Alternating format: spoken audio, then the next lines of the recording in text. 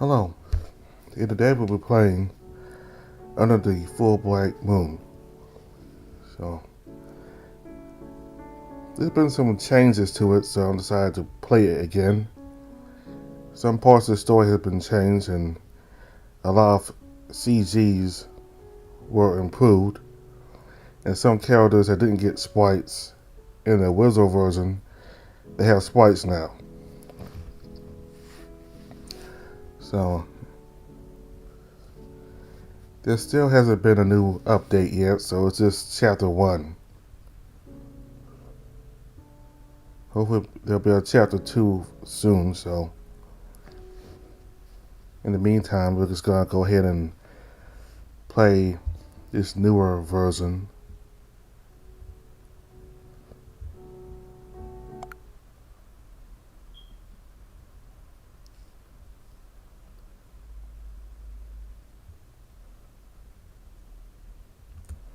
Where am I? It's so dark. I can't feel my legs. I can't feel my arms. I can't feel my body. What's going on? No matter how hard I struggle, nothing changes, nothing moves. It's like nothing exists in space, and yet in the darkness I can feel a sudden, harrowing chill course through me. The sound I hear sounds like a voice, but I'm not sure I even actually heard a voice. It's more like I felt it, and it echoed deep within me. But what? Who are you? Where am I? The endless darkness changes, and I can see something there, something close.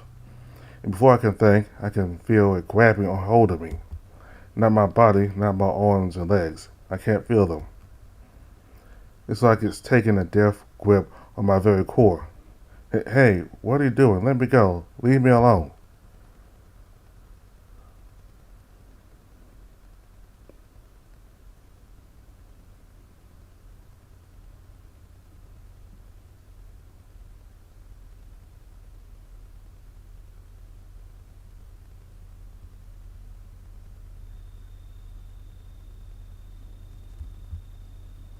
As suddenly as I had been set upon, I was released, light once again coming to my eyes. Moonlight. It's blurry, but I can see the moon high in the sky. Feels like it's bigger than I remember. I can also hear the soft rustle of a breeze through the trees. I'm alive, but I have no idea how I got here.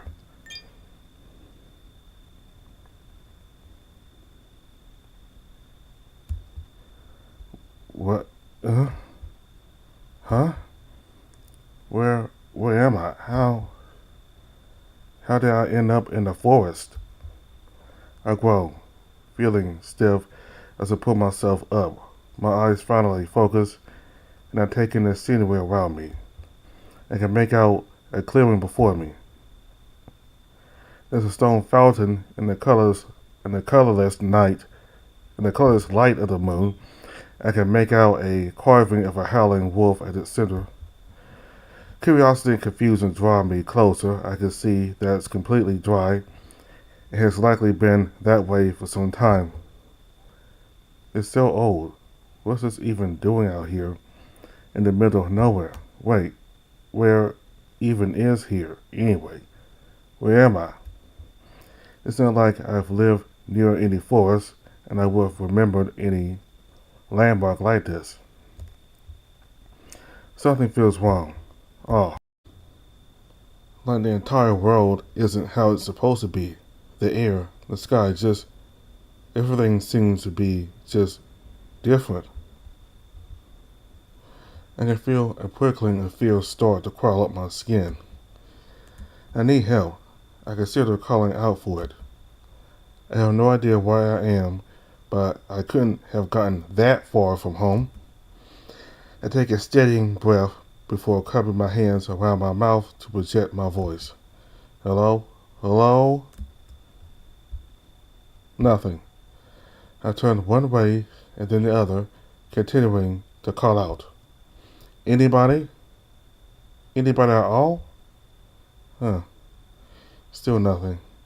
confusion growing, steadily more anxious, I start to wander around, hoping to find someone, anyone, who can help me. This is so odd. Is it just me out here, all alone, yelling to myself in the middle of nowhere? The sudden sound of rustling leaves snaps me back to reality, and I freeze. Hello? The sound immediately stops, and the silence settles in. It's heavy, almost unnatural, and I can feel eyes on me. Is there somebody here? Could you come out? I really need some help here. Something steps out of the darkness. At first I think it's a person, but no person looks like this. My eyes go wide with fear and confusion.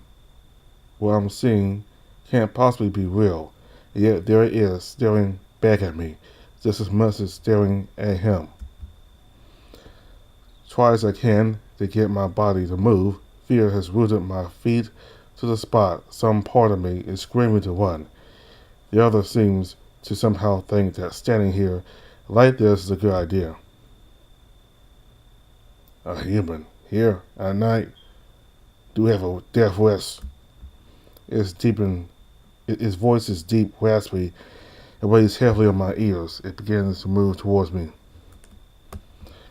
With that, my fear finally decided that instead of forcing my throat to stunned silence, it was time to scream loudly. The figure recoiled at that. Holy fuck! Not really able to string two thoughts together, I turn my heel and start to frantically sprint away, determined not to stop for anything. By the moon. I'm panting. My lungs already start to burn, but I don't care. They could be mad at me later, but for now, I have to get away from whatever that was. Fuck, shit. Help, someone help.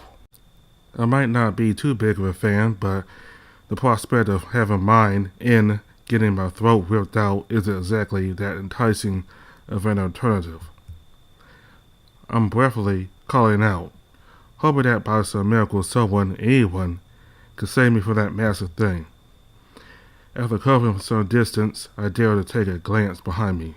For a moment, I see what seems to be a boulder with eyes hurtling toward me, before making direct contact with my back. The face of the impact knocks the air out of me. My footing gone in an instant, and for a brief, horrible moment, I can only watch as the ground rapidly rises up to meet me. Oh fuck. I can't breathe, and my chest is screaming louder than I had been a moment ago. There's an immense weight pinning me down, and I can't even move.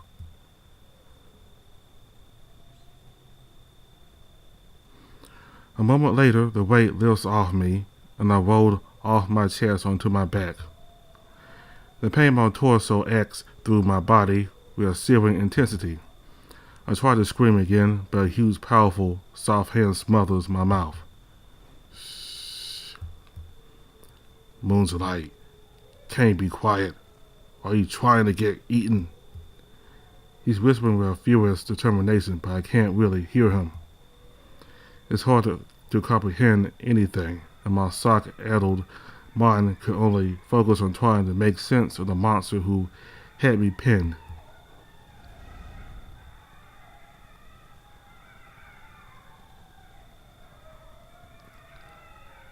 It looked canine, but I've never seen a dog or wolf that looked anything like this.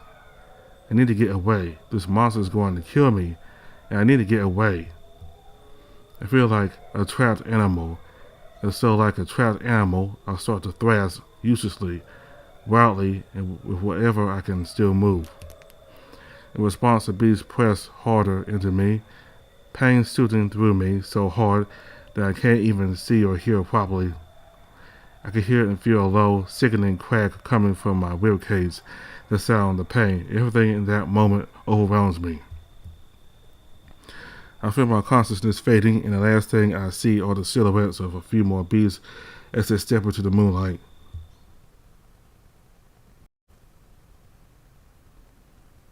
For a moment, the pain was gone. For a moment, there was nothing. For a moment, there was peace. And peace was enough.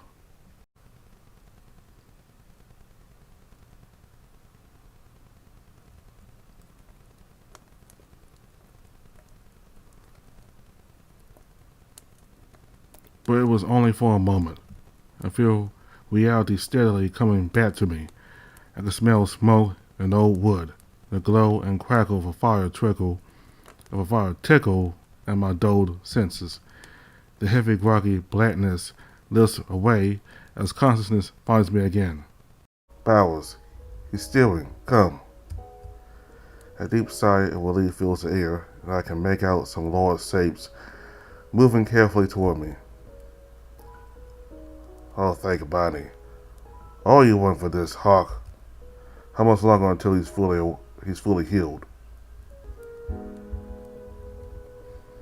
The magic's taken hold, but you did do quite a number on him. He still needs a few more hours to recover, give or take. Next time you tackle a human, perhaps consider that you weigh over a dozen times what you used to. I can't recall a time when waking up wasn't slow or difficult. It feels like I'm coming out of a coma or something. Still the layers of sleep and incoherence were slipping away until I could finally make out the two huge beasts. In the firelight, it all seems obvious they were wolves. Werewolves? Dog people? Yet, I still can't really register them. Both my body and brain don't feel like doing anything, and this bed is terribly comfortable. I could feel a stack of furs enveloping me in a rather luxurious, heavy warmth. But as consciousness finds me so damn confusing, I try to speak, but only a mumble escapes my mouth. You and me, the wolves stopped talking and stepped closer. And with that, I let out a gasp of realization, panic finding me again. Who are you? What do you want from me? For some reason, even speaking hurts. I try to wrench myself away from them, but an intense, sharp pain erupts from my chest, immobilizing me. Still, I try to plead. Stay away, please stay away. Huck holds up his paws to show me he means no harm, taking a small step back before nudging at Bowers to do the same. Hey now, it's alright. Nobody here is going to hurt you, I promise. I looked at Bowers thoroughly unconvinced. Hawk seemed to pick up on that. He lowers his voice further, speaking quite softly and reassuringly for his size. Bowers did not mean to harm you. He is very sorry for what he did. Aren't you, Bowers? The big beast folds his arms, looking a bit irritated. Do I really have to apologize for saving his life? No, but you will apologize for scaring him half to death and then fracturing his rib cage. The brute sifts uncomfortably before letting out a frustrated sigh. I am sorry for being too rough with you. Hawk stands there waiting for the remainder of the apology. When it doesn't come, he just shakes his head. I promise you he meant no harm. I know from your perspective it might not seem true, but he really was trying to help you. He was yelling out in the open in the middle of the night. He might as well have smothered himself in gravy. Not helping Bowers. The gray wolf grunts in exasperation, folding his arms tighter and looking away. So again, please relax. You need to keep still so you can heal properly. It was hard to process how casual the two of them were speaking. I could feel so many questions bubbling up in my mind, and yet the first one to come out was, How can I understand you? Hawk and Bowers exchanged a look, certainly not expecting that to be the first thing I asked. You look quite overwhelmed. That's putting it mildly. Hawk considered me for a long moment, eyes narrowing. And I have the feeling that you have questions. Well, yeah. The lighter wolf grunted, looking displeased. Just so you know, I really would prefer you went back to sleep. I don't think I can. It was an honest answer. Nothing seems familiar. It's not like I feel too prepared to trust the two unfamiliar monster people, one of which had already have killed me to just let me sleep in peace. Looked to Bowers as if asking for help. Hey, don't look at me. If getting a few questions off his chest gets him to shut up and go back to sleep, I'm all for it. I could swear he's poking fun at me, phrasing it that way. Sensing he was outnumbered, a smaller wolf looked back to me. Tell you what, I'll make you an offer. If you can pull up into a sitting position without hurting yourself, we can talk. If you cannot, you will go back to sleep. Do we have a deal? I weighed my options for a few moments. The dull ache in my torso makes sleep quite a tempting offer, but I know my brain is not gonna quiet down without some answers. Deal. Carefully, deliberately, I put my hand up and start to push down. The pain in my body lets me know when I'm moving too fast or twist something I shouldn't, and I use it to guide my back up to the headboard behind me. Halfway up, Hawk gently adjusts the pillow out from beneath me so I could rest my back against it, just as I finally get my head and shoulders upright. It hurts like hell, but it doesn't feel like anything shifted to where it shouldn't be. During all this, Bowers had made a few moves like he wanted to help, but seemingly couldn't think to do anything that Hawk hadn't already done. While steadying my breathing, Hawk steps up to the fire and then back to me, presenting a large, simple porcelain cup. Well done. If you are going to be up, please drink this, a simple blend of herbs that may help relax you, I promise. I take a moment to really consider Hawk and just how hospitable this enormous wolfman is being to me. I sat the drink, having to use both hands to hold a cup that was clearly not made with my proportions in hand. The tea isn't piping hot, and so I give it a slow sip, finding a comforting herbal sensation filling my mouth and sliding easily down my throat.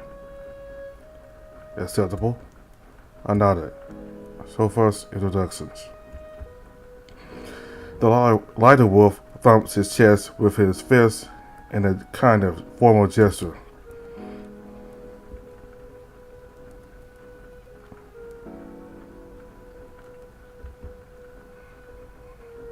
As you may have noticed, my name is Hawk, and this here is my good friend Bowers. And you are?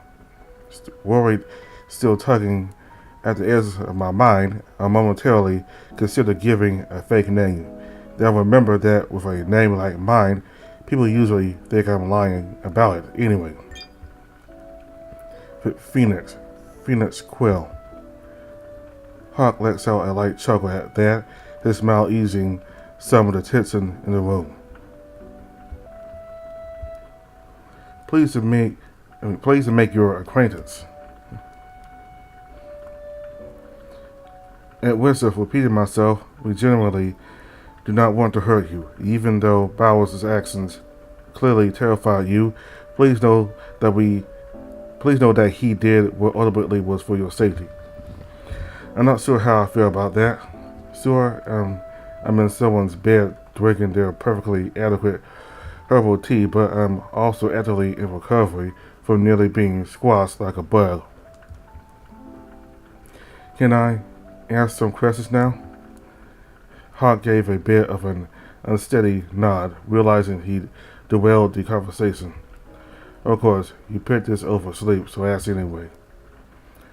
I'm trying to find a kind way to phrase my next questions, but there aren't many kind words that come to mind. What are you exactly? Why am I here? And where even is here? Both Hawk and Bowers regard me curiously for a few moments. I feel like I might have said too much. You're in the wolf side. We are werewolves. I am a bit surprised that you would be in our lands without knowing either of those two things. I don't really have a response to that. It wasn't exactly like I had walked here, but I doubt saying I just mysteriously woken up in some random forest is going to be all that believable either. I'd also never heard of any Wolfsire and was pretty sure if werewolves actually existed, I would have heard about them. I, I see. Bowers, apparently feeling left out of the conversation, had seated himself at the nearby table. He was holding something I could barely make out in the firelight, which I recognized as my key ring. It had likely fallen out of my pocket at some point. He examines one of its charms, a silver bird, before holding it up to his maw and biting it, putting a deep dent in it. Hey! The wolf snaps to attention, quickly realizing what he'd unconsciously done. Oh, this yours? Well, I mean, yes. Trying to not look embarrassed, he casually tosses the keyring to me, which lands atop the bed with a quiet thump. I pick it up, looking over the charm. The sight of the deep dent sends a chill up my spine. If he can bite into solid metal,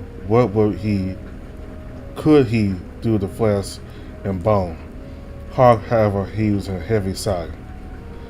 Did he just bite into his trinket without an apology? Bowers folds his arms together, looking a bit flustered. I'm sorry. Hawk shakes his head, turning his attention back to me. So, Phoenix, do you live nearby? With clothes and trinkets like this, there's no way. Look at Bowers, who's now brandishing another one of my possessions. My phone. You know what? I tried to reach out and grab it, but even that much movement sends a sharp arc of pain through my entire chest, locking me in place. Frustrated, Hawk snatches the phone from Bowers' hand before offering it to me. Accepting it, I almost turned the screen on without thinking. But something in the back of my brain stops me. It seems to think that doing that in front of two werewolves might be a bad idea. Where's that thing anyways? It's my phone. Phone. I take a moment to register that the confusion on both wolves' face, then another moment to take in my surroundings. Sure, the little cottage thing, I think is nice, but there's not a single electronic item to be seen. Not a single thing made of plastic, not a single wall outlet. I can sense that maybe I should be a touch careful with what information I share. It's a good luck charm. Bowers scoffs. Can't be all that lucky.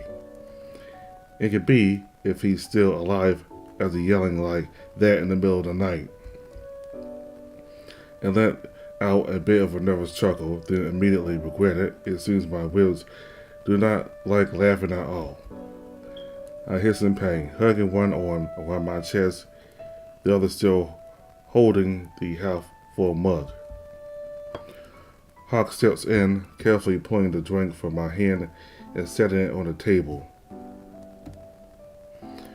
That really doesn't sound good. Phoenix, can you lie down for me, please? I know you want to talk, but I need to double check your entries. I nod, then take a few steadying breaths. With Hawk's help, my head's back on the pillow. It was painless. It was less painful than pulling myself up, but still hurt a great deal. The pain makes me want to take deep breaths, but my bones clearly prefer I keep my breathing shallow. Once down, Hawk stands over me. He holds out his hands right over my chest before they start to glow a soft, welcoming green.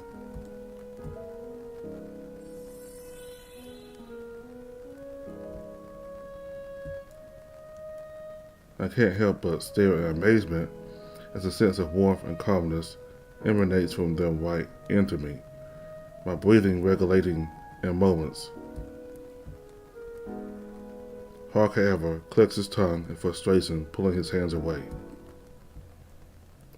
Also, the magic's not working like it should. What do you mean?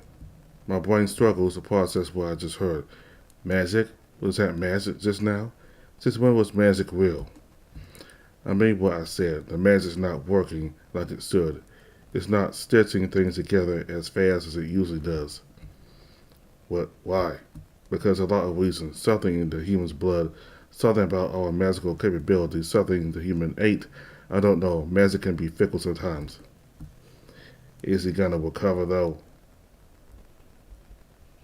Hawk's features gave a twitch of agitation at that question. Of course he will, but we're looking at a few days rather than a few hours. If things change and I can get the magic working properly, it'll get done faster, but this is just how things are. Bowers' expression sours. Hawk, however, ignores him and gives me a genuinely reassuring smile. I know we haven't done much yet to earn your trust, but for your sake, I really do need you to try to rest, and to try to move as little as possible tonight, right? I nod. Yes, sir. I don't think I've got much of a choice either way. Hawk smiles, Hawk smiles falter, looking a little more apologetic. Sorry, kiddo, you really don't. The tawny wolf pulls himself up straight, turning to Bowers and shrugging. That really is all I can do for now. I'll be back after sunup to check in on him, but the rest is up to you. You can manage, right? Of course, Hawk. Please get some rest. It's late. Hawk nods, looking back to me. Sleep well, Phoenix. With a thump to his chest and a nod, Hawk steps out of the cottage. With him gone, however, an awkward silence settles in the room, the crackling of the fire in the cell and the wind only making it more tense. I had figured Bowers would excuse himself as well, so I could rest, but he just stands there, looking like there's something he wants to say, yet not saying anything. Well, if he's not gonna break the silence, thank you for saving my life. The wolf's posture stiffens. I have already apologized for being too forceful, but you were screaming. And nighttime in the wolf-sire is a very poor time to draw attention to yourself if you don't have the muscle to back it up. There are things out there far more dangerous than me. Yeah, sorry. It's just, well, I mean, this is the first time I've seen an actual werewolf before. Where I come from, there's just, yes. The werewolf regards me with a doubtful but curious look. Hawk was right. I cannot fathom how it is that you got this far into our lands with such impressions in your head. Again, there was that sense that something about all this wasn't quite right, and I could feel questions coming my way that I would prefer to avoid. But this is a wolf-sire, yeah? Is it a nice place to live? Bao scowls at that question faster than his manners could catch up with him. The wolf-sire is what we call it, but this village is essentially the ruins of a long-abandoned town that once belonged to some tribe. We have been working to make it habitable again, and as it belongs to us werewolves, it is our sire, our sanctuary.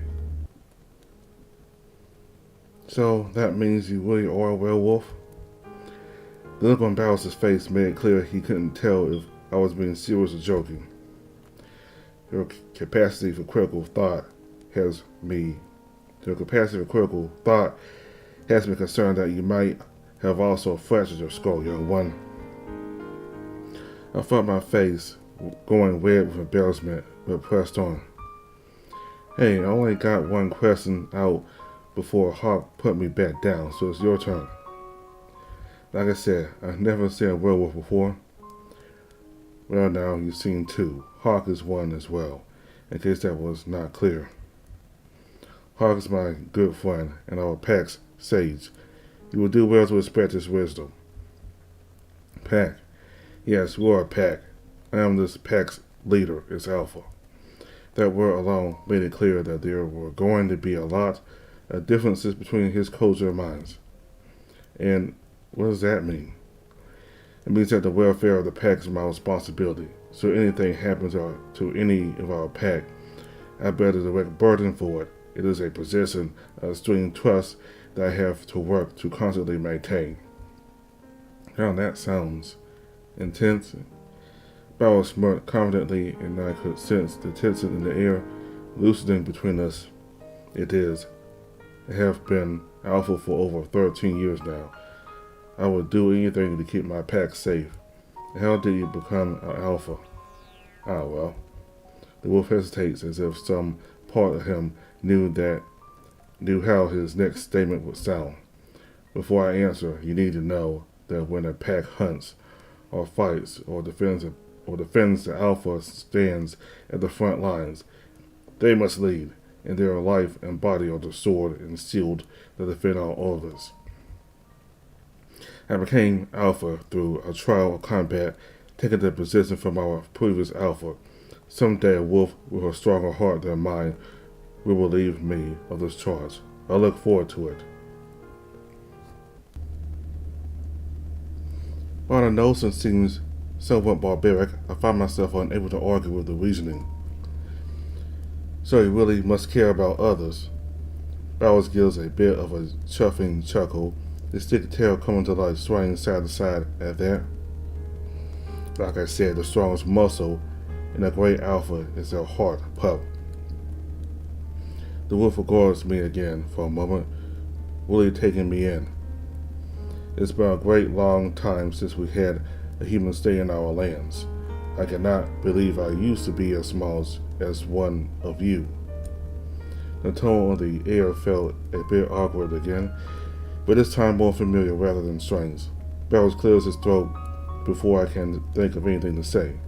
Now, will you kindly go back to sleep?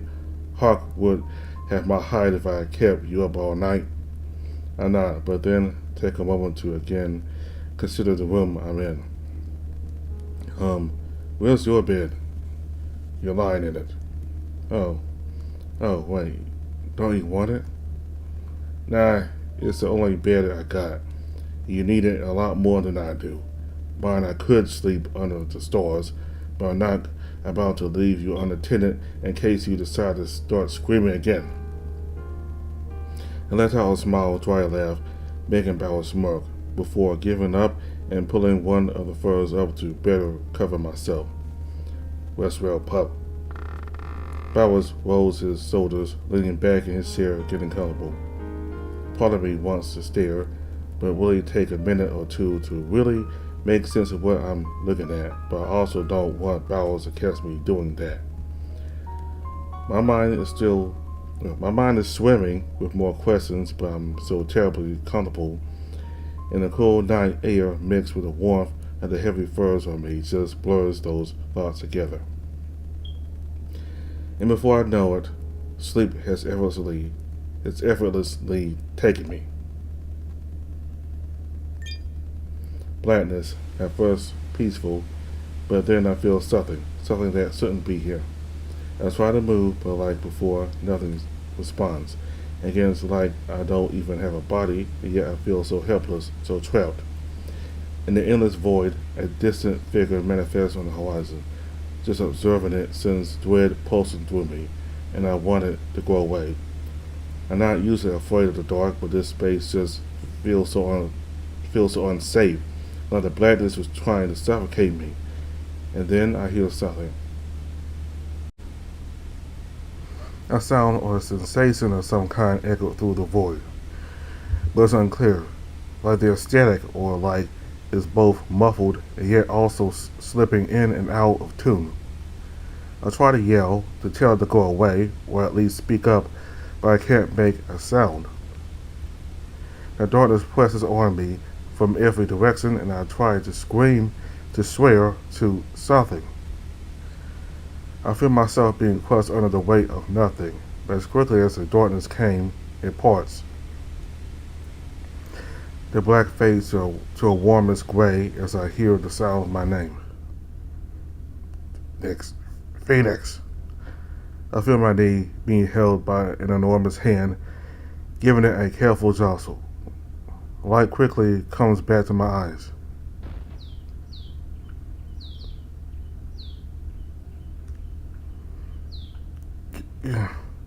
I snap awake hard, like I had been stabbed, before instantly realizing I'd just been dreaming and letting out a low groan, of exhaustion.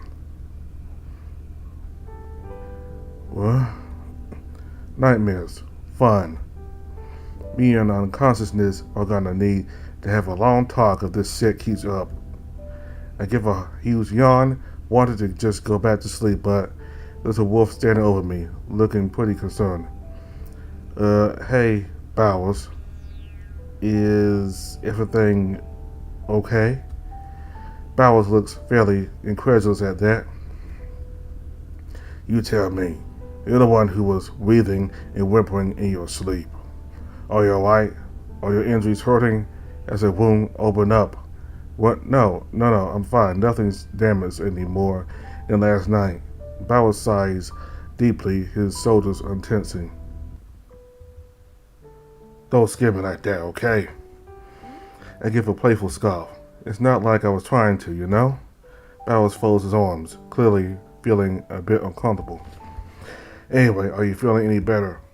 Something about the way he says that makes it feel like he's trying to change the subject, and I decide I'm fine with that.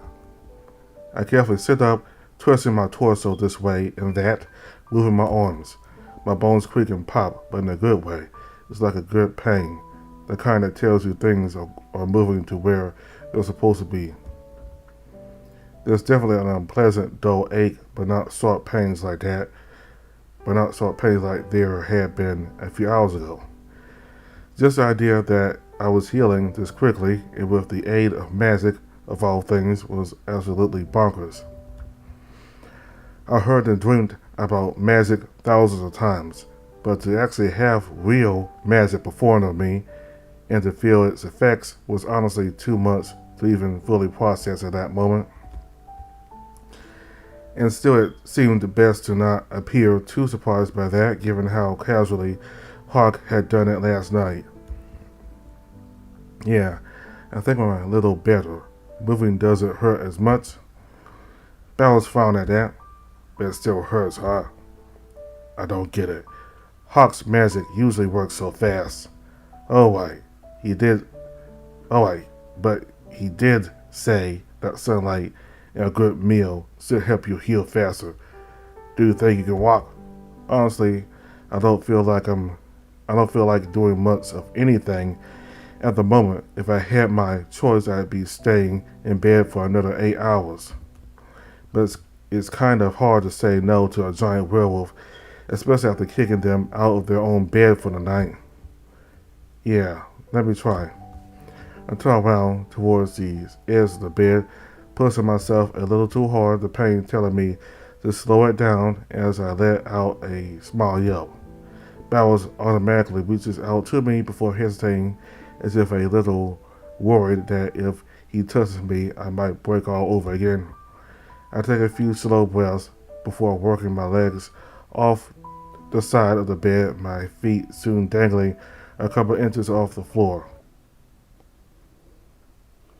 Geez, Bowers must be pretty huge if this is his bed. I pull myself forward, trying to reach my toes down to find the floor. Bowers steps right in, taking a firm, sure hold of my arm and shoulder, helping me down and onto my feet.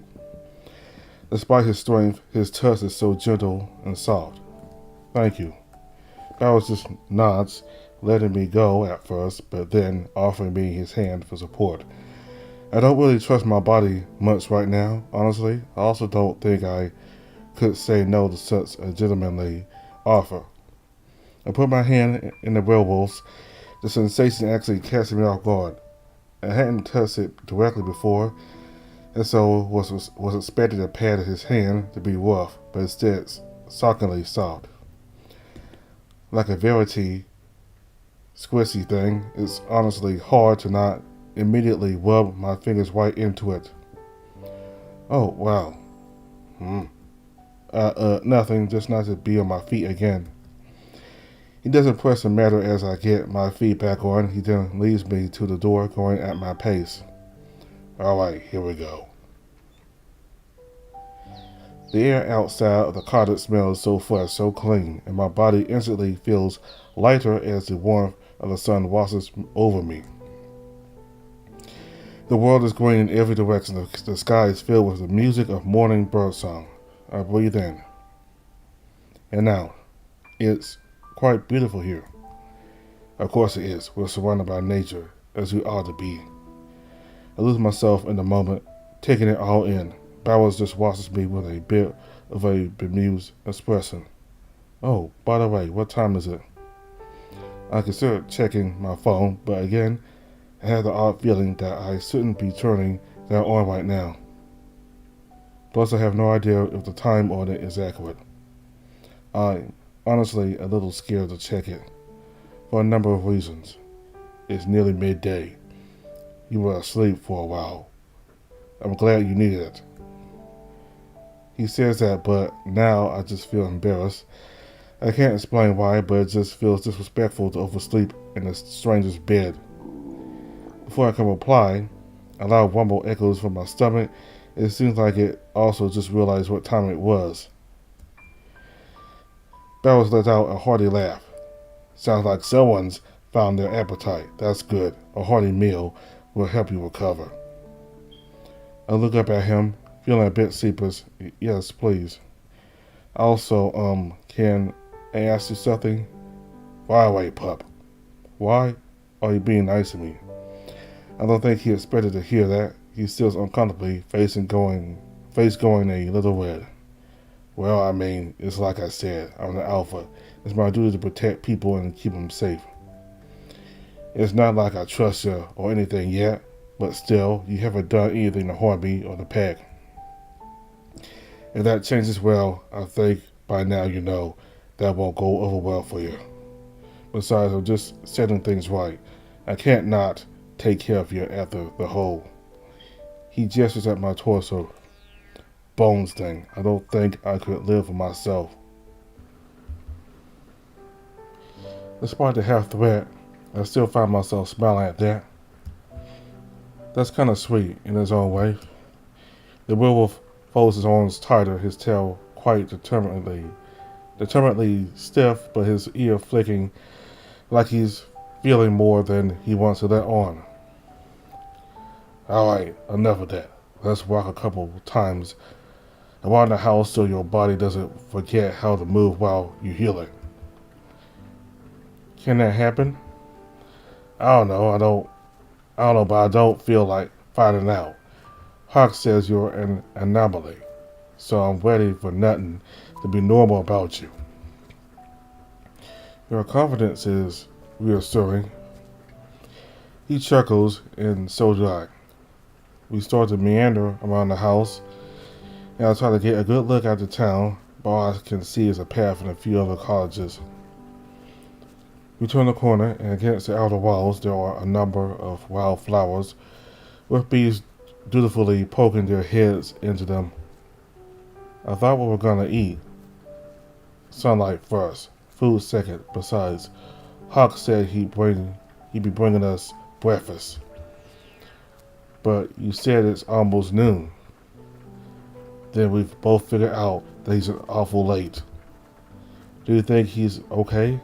Hawk, of course, either he's got as much sleep as you did or one of the local pups fell out of the tree again. Pups are always getting scrapped up. Personally, I think Hawk should make him wait a little longer before healing up. It just teaches them to be reckless. But Hawk's a soft heart. He can't bear to hear them whimper and cry. I look sideways at Bowers, get a clear sense that his alpha's heart wasn't exactly made of stone itself. Hey, I'm a pup too, according to you. Bowers scoffs. Because you certainly look like one. How old are you, anyway? 17, 18? I'm 22. Yep, still a pup. Now it's my turn to scoff. Yeah, and so how old does that make you? The big wolf's ears fold back at that question. 55. Whoa, okay. We both go silent for a few moments. Bowers doesn't really look that old to me. But then again, it's not like I've seen many other werewolves to compare him to. A werewolf can usually live to 150 years, if they're smart and careful. So I'm still my prime. You're still a pup. I put my hands up in a mock defensive way. All right, you're in pops. The big wolf fluffs. The big wolf huffs, picking up his pace. Come on, kiddo. Let's talky Milwaukee. Funny how the mind works. I'm talking to a werewolf and had my bones healed with actual magic, and yet the strangest sensation I'm processing right now is how odd it is to walk laps around the house. I think I get it though. Bowers probably doesn't want to overwhelm me by taking me further into town. Or maybe he just doesn't want to rest.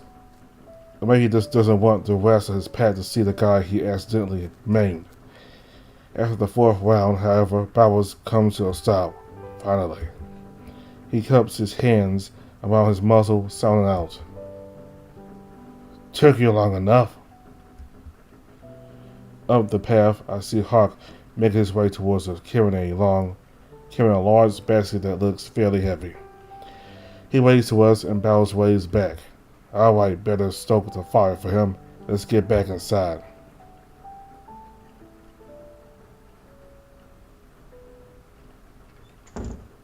Once we're inside, Bowers begins to toss more wood on the fire's embers. I stretch my arms out, yawning again before easing myself into one of the chairs around the table. Hawk and Bowers were right. I felt better, looser now after some sunlight and movement. I'm still certainly a ways from a full recovery, but from where I was last night, this is incredible. I watch as the fire springs back to life, Bowers looking satisfied. Hawk lets himself in, nodding kindly to me. Sorry for the holdup. Astrid was late getting today's eggs in. Bowers gives him a bit of an incredulous look. You had plenty yesterday. Yeah, until I cooked for you. The alpha's ears flatten and he drops the subject. Who's Astrid? A very kind sea wolf who manages most trade around here, as well as one of the few shops on our side. You might meet her eventually. Hawk reaches into his basket, unloading a few dark, yeasty loaves of bread.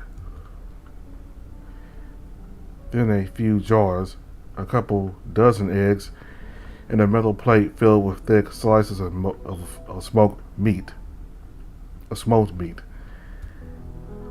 Fire is ready. I look and see that the fire's light is now dimmed by the installation of a makeshift piece of metal, effectively turning the fireplace into a kind of stove where the fire can still breathe, but also providing a hot, flat surface to work with. My thanks. Hawk retrieves a large pan, wasting no time scooping a thick white substance into it. My nose quickly tells me that it's some kind of animal fat. The sounds of cooking soon fill the cottage. Bowers takes a seat across from me. So, I've been wondering.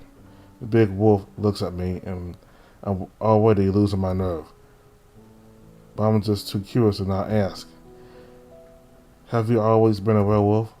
The feel of the air stills immediately. I could tell I hit a sore spot, and the tension in Bowers' haunches proves it. And yet, quick as he tensed, he tries to untense, clearly doing his best to be a good host.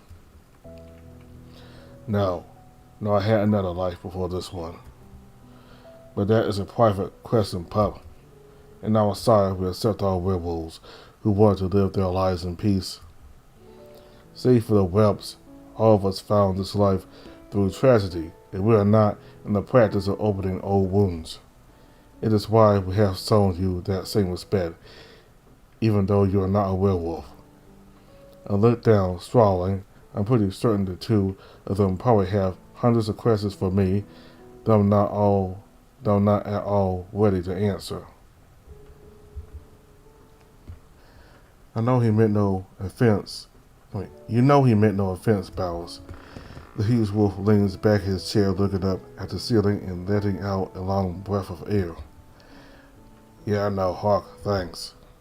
Would you prefer I tell him? No, no, I wouldn't. It's not your story to tell. The tension in the air is palpable, and for a long moment, we're all silent. Bowers' tail is twitching with agitation. I'm unsure if I should just stay quiet or apologize. Fine. But I'm gonna need a drink for this. He gets up and moves to a corner of the kitchen, returning with a flagon of what smells like a heady apple cider. It isn't even the afternoon. It isn't even the afternoon, Bowers. My house, my cider, my choice. He tips the flagon back, chugging the entire thing in one go. It's kind of mesmerizing. It's kind of mesmerizing watching his throat expand and contract with each gulp. It's like it somehow makes his existence even. It's like it somehow makes his existence seem even more real. Looking months more at ease, Bowers leans back into his chair and rolls his shoulders. So, his eyes go big, and he turns his head to the side, cover his maw with his forearm as he lets out an impressive belch that makes Hawk jump.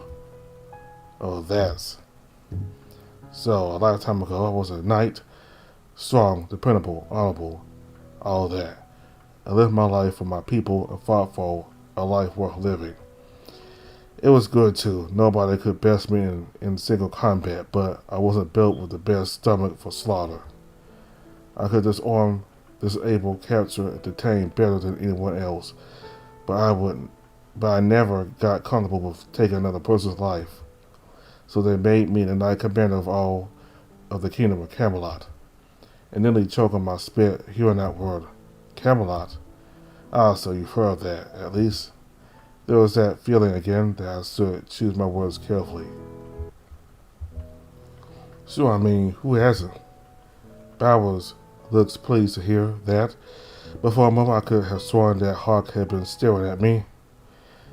I oversaw the training of all new recruits, having my own as well to practice and perfect the art of training with. It was hard for me.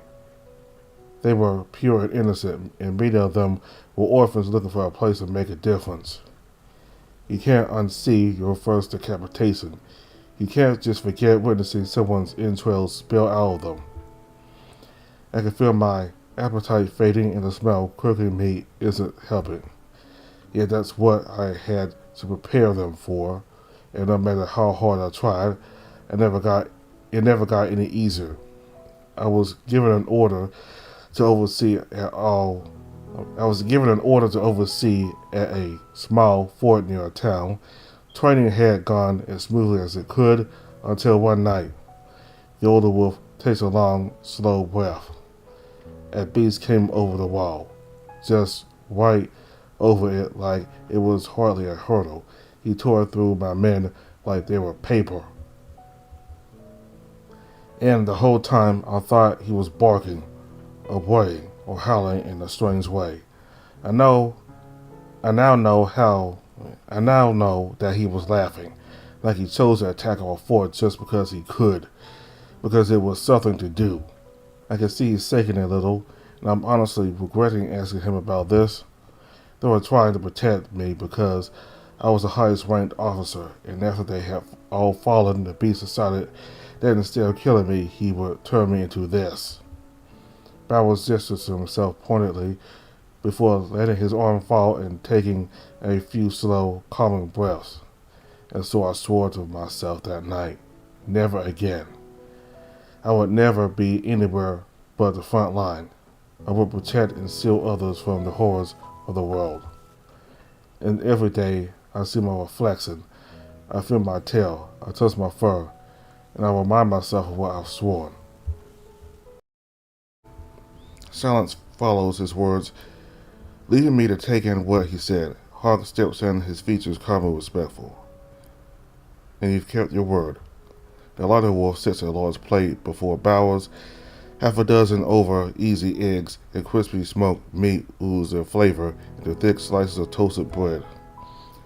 He then places an equally full plate in front of me before taking a seat with his own. But please, for now, let's eat. Regret weighs heavily on an empty stomach. Utensils in hand, we dig in. After that story, we really don't feel like eating, but after just one bite, sweet mother fuck, that's good. While the whites of the eggs are cooked through, the yolk is tantalizingly runny and a gorgeous deep golden orange. They taste like the eggliest egg I've ever eaten. The bread is colorful and naturally sweet, having a hearty crunch to it all the way to the last chew. And the meat is so savory with just the right amount of salt to make everything harmonize so perfectly in every mouthful. It's all so fresh and scrumptious now. Now I understand where Bowser's gut had come from. For a few minutes the only sounds to hear are all of us eating with ravenous vigor. I had clearly been starving, and this was my oasis.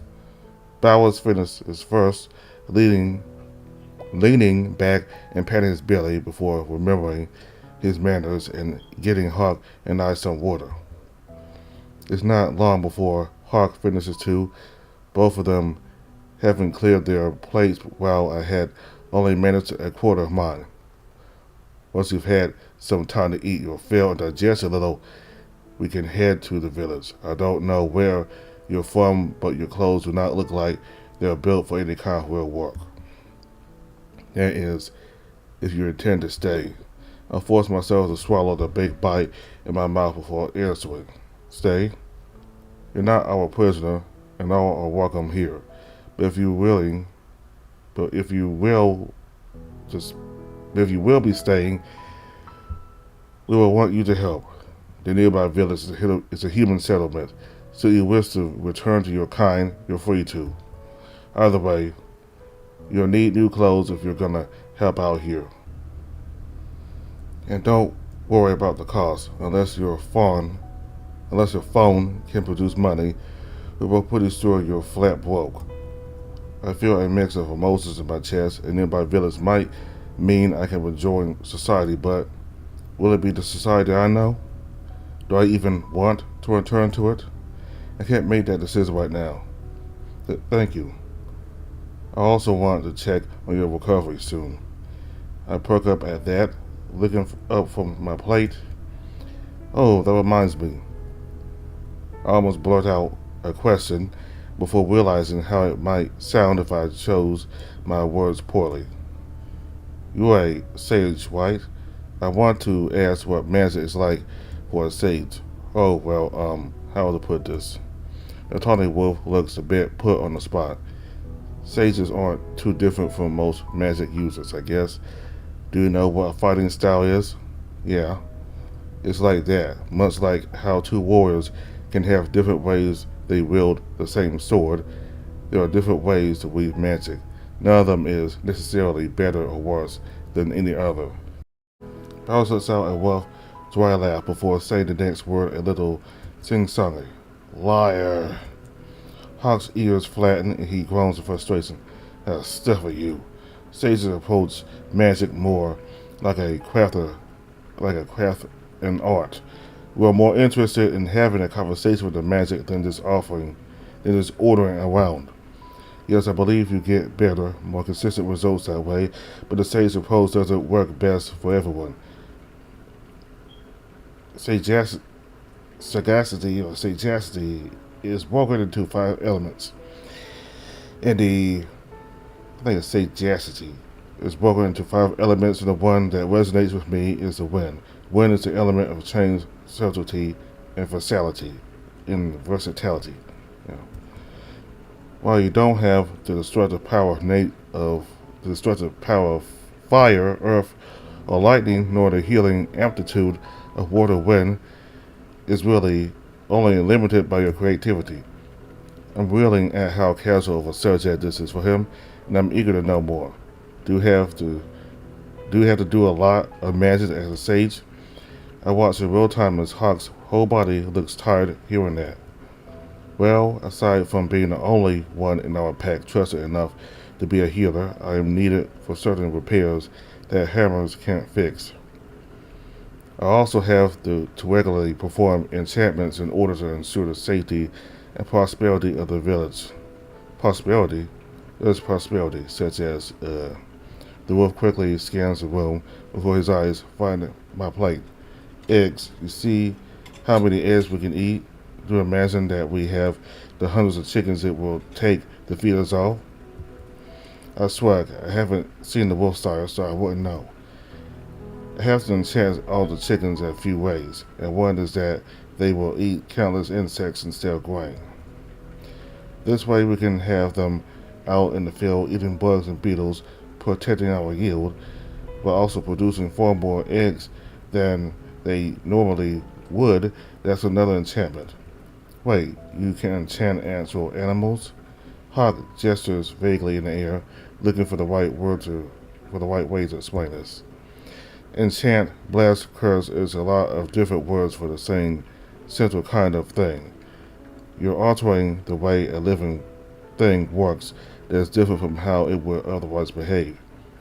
It's a delicate art, and you have to be extremely careful with it. Bowers leans in, covering the side of his mouth facing Hawk with an open hand as if severing some kind of secret. He exploded the first chicken he tried it on. It was my first time. I had never worked that spell before, and half the pack was staring at me. He turned the poor hand into a cloud of feathers. It was hilarious. Maybe for you. We stuffed his pillow with them. I couldn't help but laugh at least. At the same time, I have a lot to learn about magic. It certainly sounds like something a person shouldn't carelessly screw around with. I don't much care to get exploded myself. I'm trying my best, okay? So leave off. Sorry that I'll never be a champion. Bowser's mood flips at that word. Oh, Moon's light. Not this again. Champion. Don't encourage him. Legendary humans said to come from another world. It said that while they came from a world with no magic, they arrived here attuned to the aether that they could breathe magic. And how that all evolved into a literal witch hunt, I know. Everyone knows fun story. It's an interesting story. And you keep forgetting that I grew up in Camelot. Bowers gestures to me in my half-finished plate. You've eaten plenty. If we let Hawk get talking, we won't make it to the shops before they close. Hawk gives a look of mock offense. Oh, mighty forbid I get between a man and his new pair of pants. Fine, I'll clean up here, but at least get something that actually looks good on him. Sure, let's go. Bowers makes his way to the front door, intent on leading me out, but I instead turn to Hawk and give a bit of a bow, unsure what the proper formal action is in this situation. Thank you for the wonderful meal. At that, Bowers also seems to remember his manners. Right, thank you for going to all this trouble. Of course, but you will let me examine him when he gets back. Just promise me you won't sit on him or anything until then. Just stuff it, will ya? Hawk chortles at that. It seems he's a pro at getting the last word.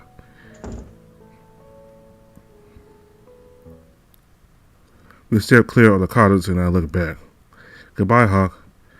Take care, Phoenix. May the moon guide you to your destined fate. I feel a chill go up my spine at those words, and I don't know why.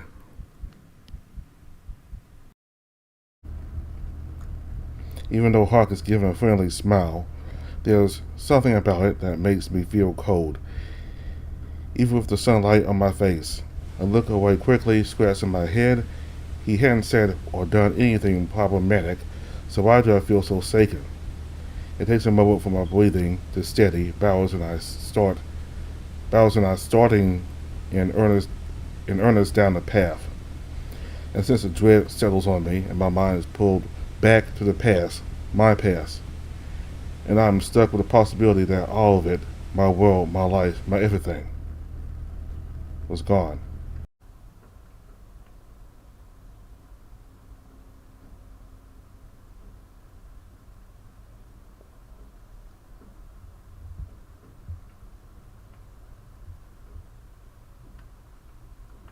Alright, so we completed part one for chapter one, so we're gonna stop right here.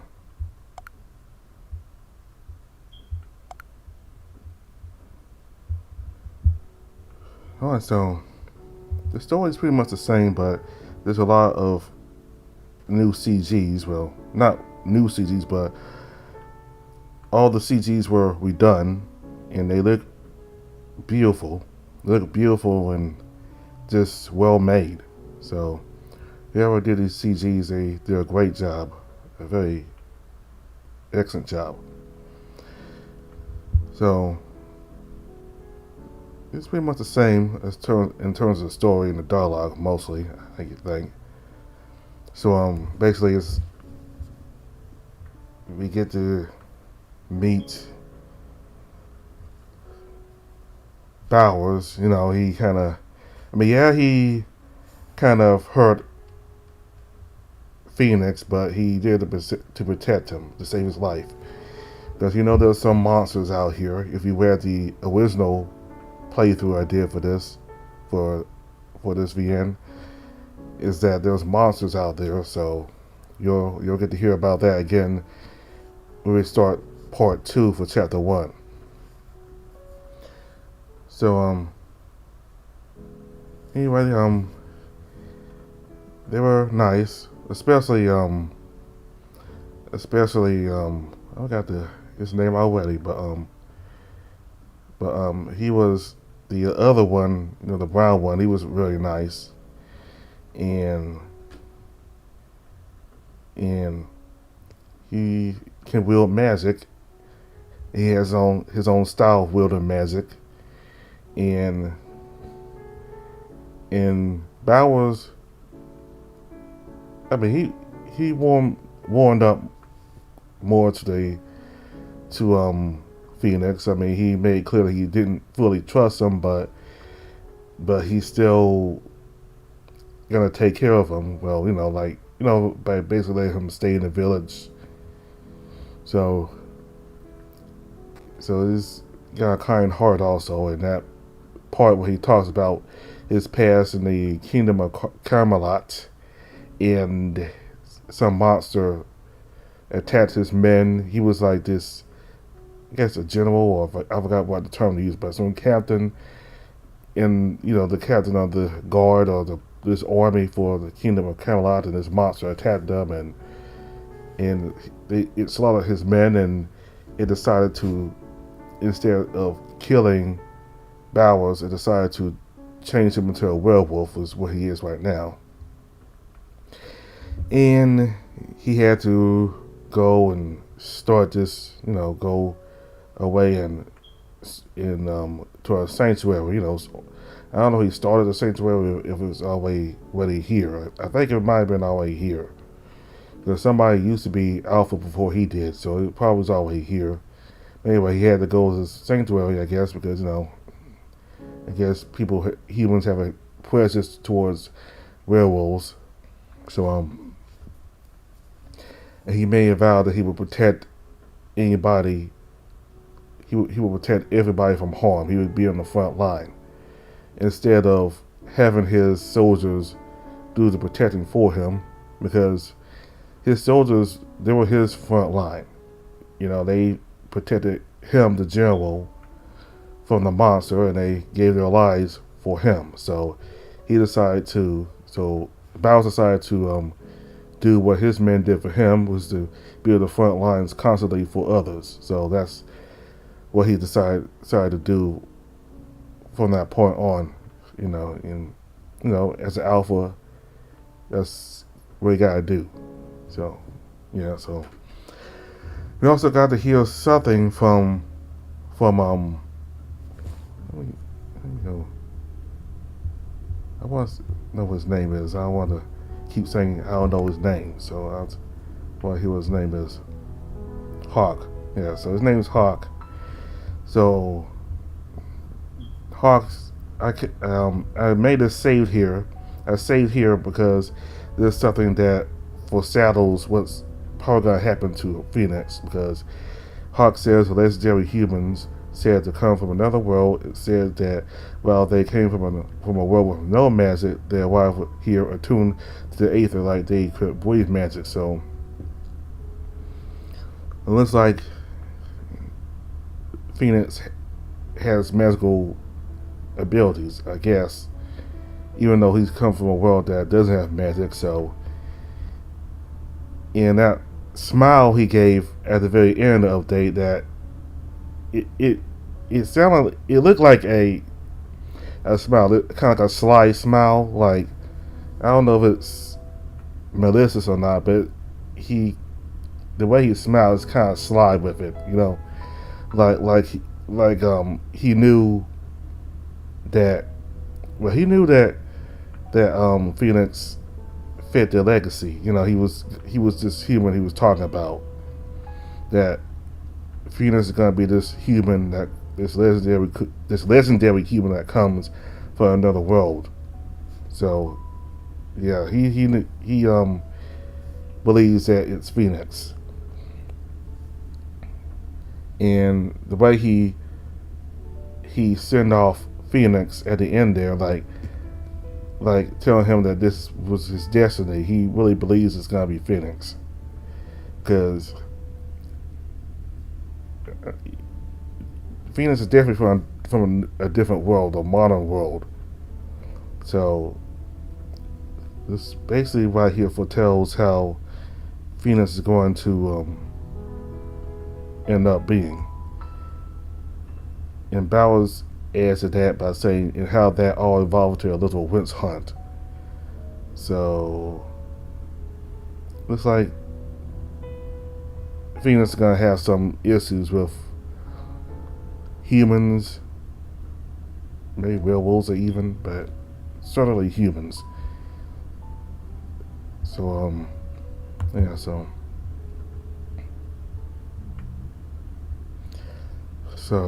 that's all for now. We'll begin part 2 for chapter 1 next time. There still hasn't been a chapter 2 yet. So basically, if you watch the original version, everything pretty much it just ends at the same point. Like, it's just 2 episodes still. There hasn't been a second chapter yet, so hopefully sometime this year there'll be a second chapter. So that's all. So thank you all very much. Goodbye.